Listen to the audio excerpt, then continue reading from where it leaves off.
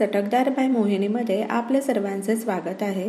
शिळ्या पोळीपासून नेमकं काय बनवायचं हा प्रश्न पडतो। तर आज आपण शिळ्या पोळीपासून गूळ घालून केलेला मलिदा बनवलेला आहे। शिळ्या पोळ्या वायाही जात नाही आणि पौष्टिक नाश्ताही तयार होतो। तर अशा प्रकारे तुम्ही मलिदा करून पहा, तुम्हाला खूप आवडेल। तर अशाच नवनवीन चटकदार रेसिपी, गोडाच्या रेसिपी, पारंपरिक रेसिपी पाहण्यासाठी चटकदार बाय मोहिनीला सबस्क्राईब करायचं आहे आणि बेल आयकॉनवर क्लिक करायचं आहे, म्हणजे नवनवीन व्हिडिओज हे तुमच्यापर्यंत पोहोचू शकतील।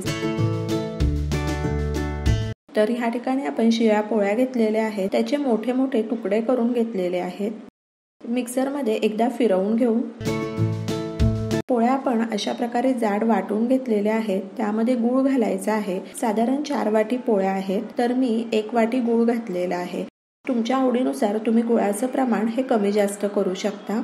आणि मलिदा आणखी चविष्ट लागण्याकरता 2 चमचे साजूक तूप घालायचं आहे आणि मिक्सरमध्ये छान फिरवून घेऊ।